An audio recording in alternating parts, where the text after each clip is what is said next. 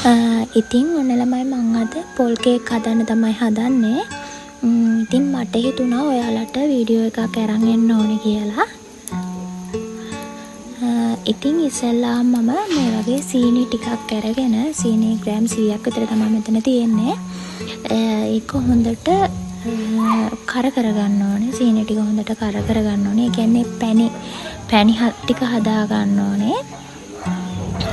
ඊට පස්සේ මේකට අපිට පොල් අවශ්‍ය වෙනවා. මේ මං පොල් ටිකක් ගාගෙන තියෙනවා. පොල් මෙතන තියෙන්නේ පොල් බෑයක් පොල් තමයි මෙතන තියෙන්නේ.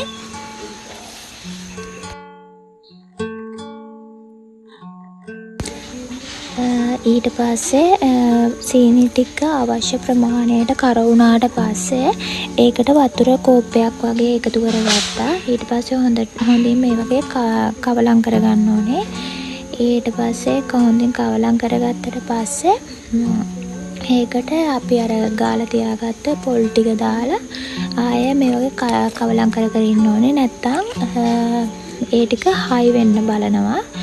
ඊට හොඳින් කවලම් කරගෙන මේකට ඔයාලට දාගන්න පුළුවන් දුරු මේ ඒ වගේ දාගන්න පුළුවන්. ඊට පස්සේ හොඳට කවලම් කරගන්න ඕනේ.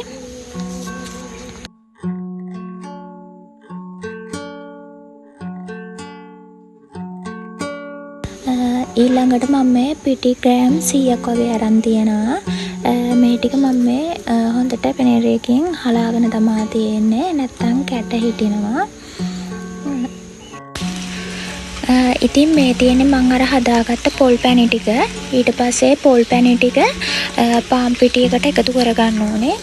පාන් පිටියකට හොඳට එකතු කරගෙන හොඳට කවලම් කරගන්න ඕනේ. ඊට පස්සේ මේකට බේකින් පවුඩර්, වැනිලා, තව මුද්දරම් පල තව මම බිත්තර දෙකකුත් එකතු කරගත්තා.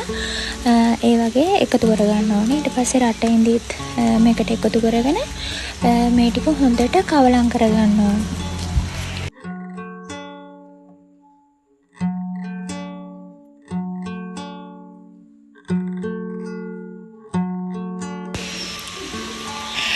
මේ හાર્ට් ෂේප් එකේ කේක් තැටිය තමයි මම අද මේ පොල් කේක් එක හදාගන්නේ.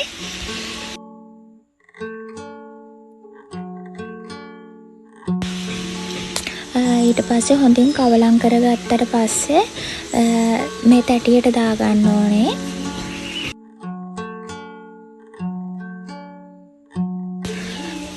මට කලින් කියන්න බැරුණා මේ තැටියට එකතු කරගන්න කලින් තැටියේ බටර් ගාලා තෙල් කොලයක් දාගන්න ඕනේ. මේක මට කියන්න බැරුණා.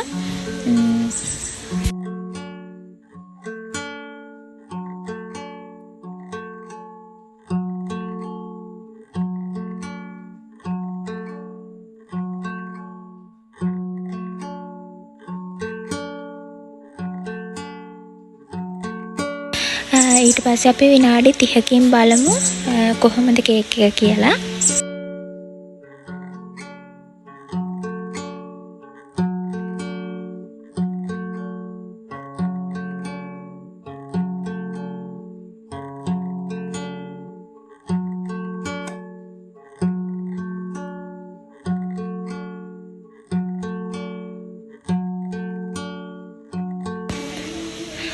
ඉතින් මේ තියෙන්නේ විනාඩි 15කට පස්සේ.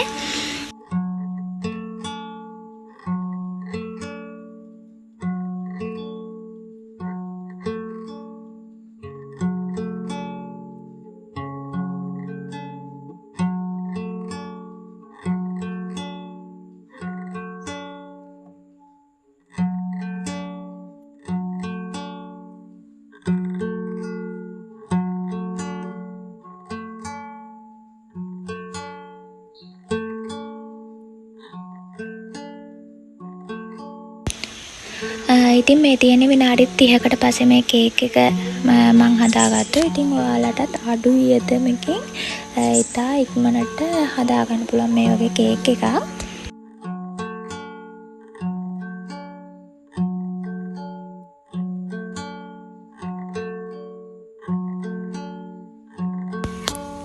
ඉතින් ඔයාලා මේ වීඩියෝ එක බැලුවා නම් ලයික් එකක් දාලා කමෙන්ට් එකක් දාගෙන යන්න. ඔයාලත් පොල් කේක් හදලා තියෙනවද? ඔයාලා පොල් කේක් හදන්නේ කොහොමද කියලා කමෙන්ට් එකක් දාගෙන යන්න. ඒ වගේම මාව සබ්ස්ක්‍රයිබ් කරගෙනත් යන්න.